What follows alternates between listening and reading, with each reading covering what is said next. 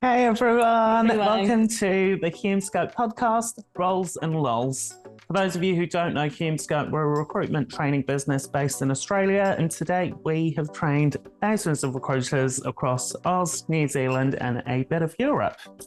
this is going to be a 10-minute quick tips and tricks with hopefully some laughs along the way for agency recruiters. Yeah, hopefully you enjoy, and if you ever have any topics you'd like us to cover in the poddy, please shout out. Otherwise, you'll see us every week on a Friday for 10-minute episodes. Hopefully you enjoy. See ya.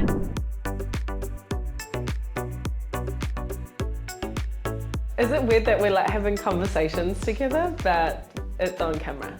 Yeah, it feels weird not looking at the camera. I know. Like we actually are having a conversation. Yeah.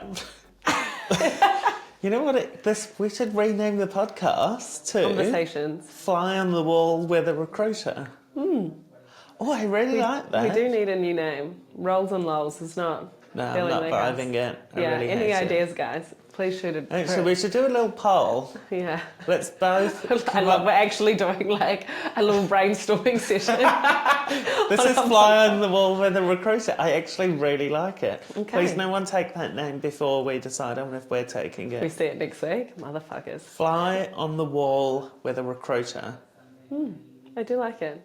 Yeah. Bing. Great Okay, idea. let's start a poll tomorrow. Okay. See what people like. Okay. Alrighty. Right. Welcome to the Hi. podcast.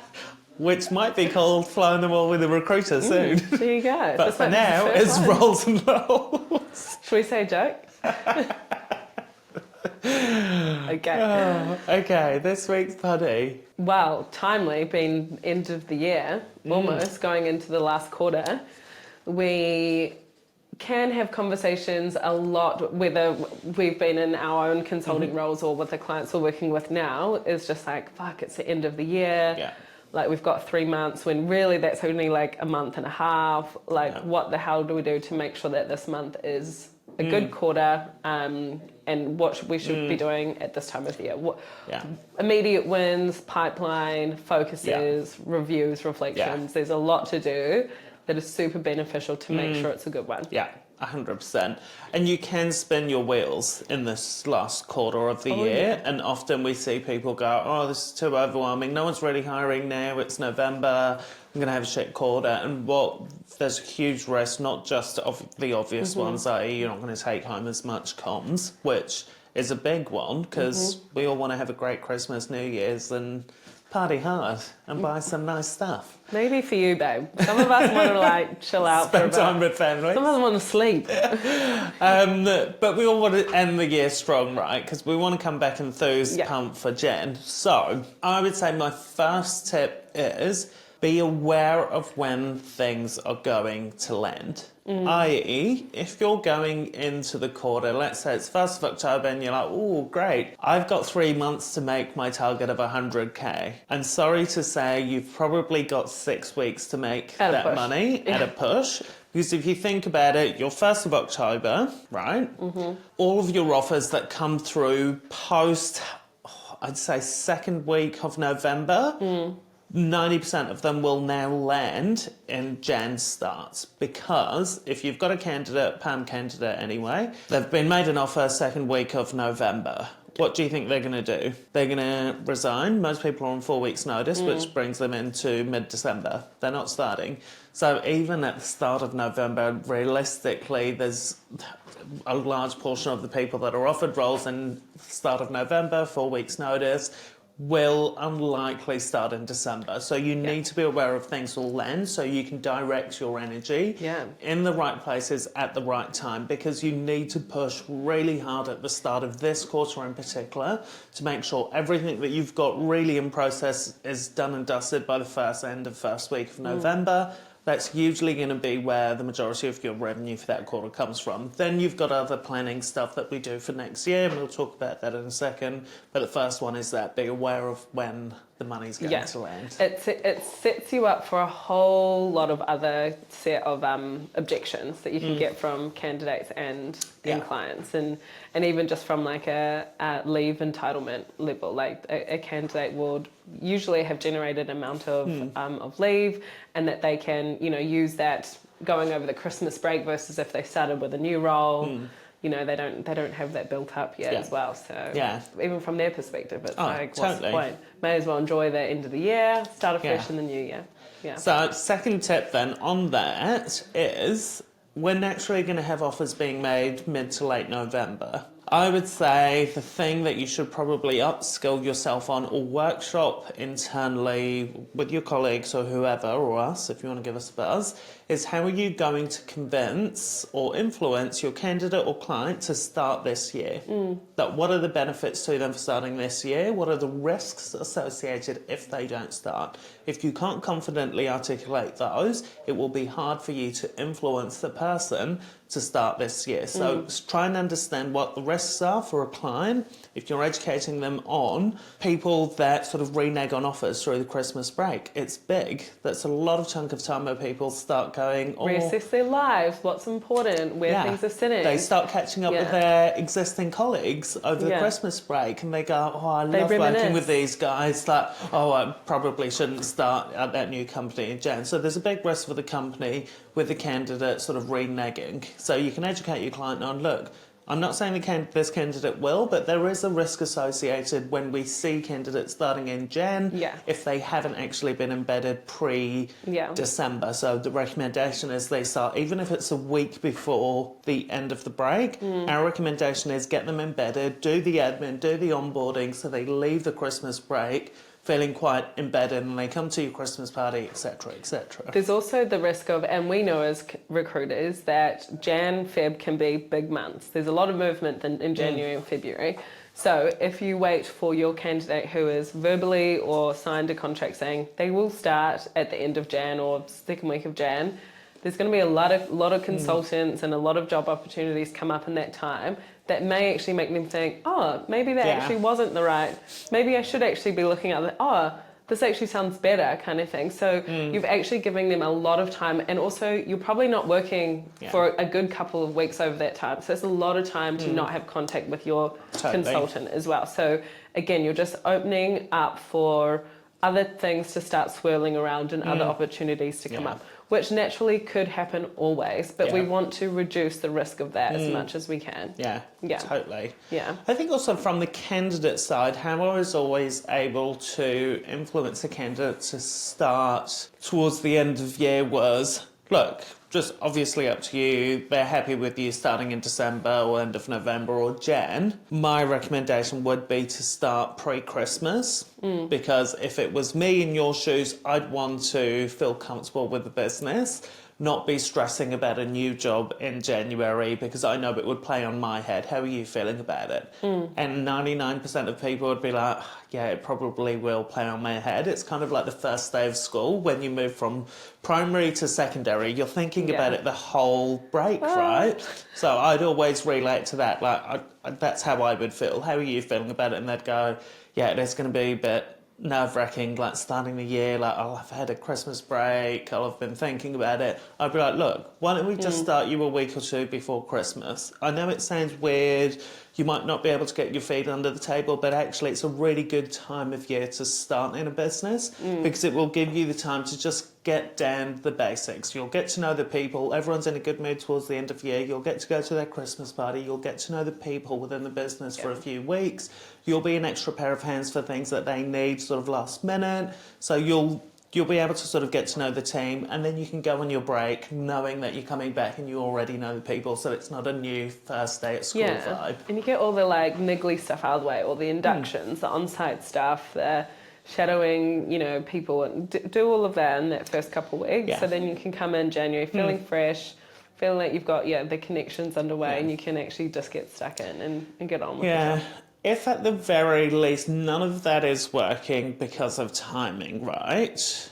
I have also done this in the past where the candidate's like, look, want to start in Jan, blah, blah, blah. I'm probably finishing my role here on like the 10th or 11th of December. It really doesn't feel worthwhile me fully starting that. I'd be like, look, same sort of pitch to both client and candidate. Why don't you do a couple of days? Like, just do your onboarding for the exact same reason. So you avoid this whole feeling of starting at a new school again.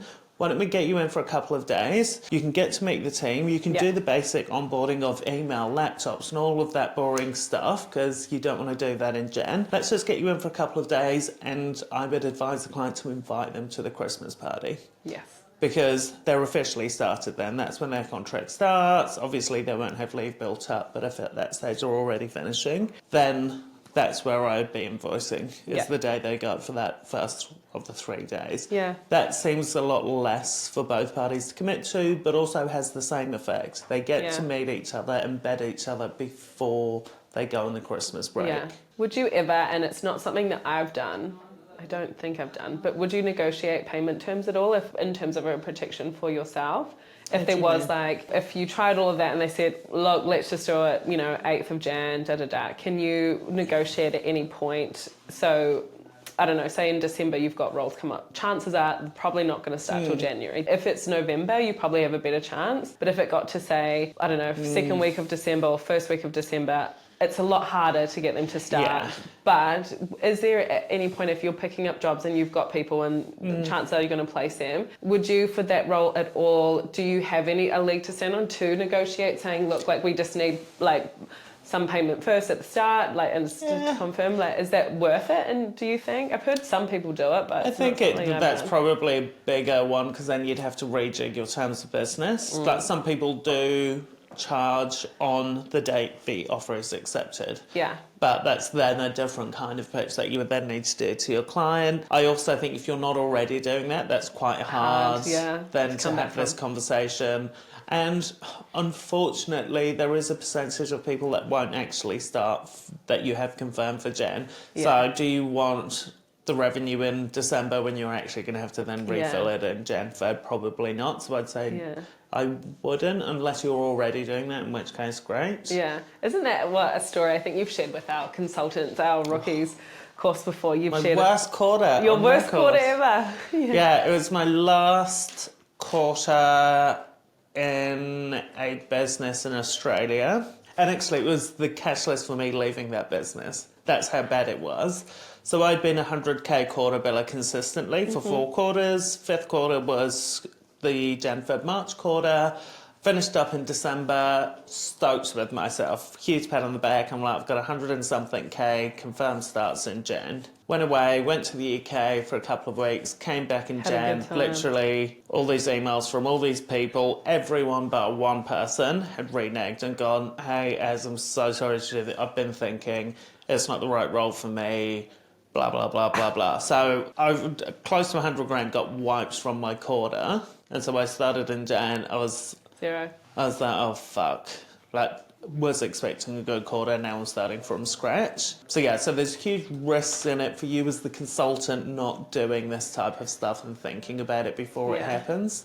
Because hopefully it never happens to you, right? It's a sucky quarter and a sucky thing to happen, but it does. So if we can prep and plan and try and mitigate all these risks before they happen, the better we'll be in the Jan quarter. Yeah. The other things, and I know we've gone quite into a lot of detail on this subject, but the other things I would be focusing on, and we've said it a lot before, but the service reviews and then reviewing your year that has been super important to get a really good understanding of your ratios from jobs on, from interviews, what your average fee is, what your average placement ratio, all of these things. It's really good to have an overview of your own desk to actually see yourself where things have fallen through, where you've done really well, what focuses you can have moving forward into the new year. And service reviews, so important to get an understanding of where your clients are, how satisfied they are with your process, what's working for them, what isn't, what you can do better in the new year, what projects they've got coming up in the new year, so you can start getting some talent pools and things ready, so you're got a little bit more of a head start going into January. 100%. Service reviews are one of those that people just go, oh, it's an admin. My clients won't give me the time of day to do a service review, and it's all in how you sell it. It has to be of benefit to the client, so it can't just be, hey, I want to come and do a service review. Wow. 9 times out of 10 they'll go, sorry, don't have time. Yeah. But going in with, hey, I've just done a bit of analysis on the sector, on movements, just wanted to come out, take you out for a coffee, share this data with you, and also would love to catch up on the year that we've had together, find out what's happening in the business moving forward so I can start sort of prepping and planning for that. So if and when you start hiring in Jan, Feb, March, April, I've got good talent pools for you. Yeah. That's of benefit to the client, and they'll give you half an hour, 45 minutes. Yeah. But I think it's in how you pitch it rather than, oh, it's a tick box thing and I'm going to come to get feedback. Yeah.